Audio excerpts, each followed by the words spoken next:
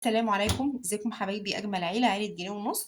النهارده اليوم التالت للتحدي وهو تحدي 10 جنيه خزين لرمضان. ب10 جنيه كل يوم أنتِ هتملي بيتِك خير لحد لمّا ييجي شهر رمضان إن شاء السميع العليم، اللهم بلغنا رمضان لا فاقدين ولا مفقودين.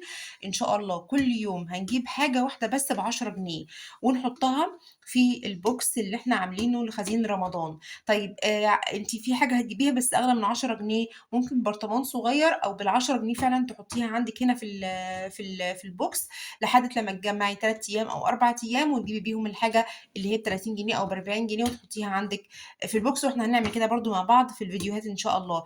النهارده أنا جِبت إيه، إحنا قبل كده امبارح وأول امبارح اليومين اللي فاتوا إحنا جِبنا كيس مكرونة اسباجيتي وجِبنا كيسين ملح. أنا النهارده جِبت كمان كيس مكرونة، جِبت كيس مكرونة قلم، وهاحطه برضه في البوكس معاكم، يبقى برضه كده إيه، من مشتريات رمضان اللي هتبقى معانا إن شاء الله بإذن الله في التحدي. تكتب لي تحت في الكومنتات إن هي معانا في التحدي، ومش تنسوا اللايك والشير والسبسكرايب للقناة لو أنتِ لسه ما اشتركتيش.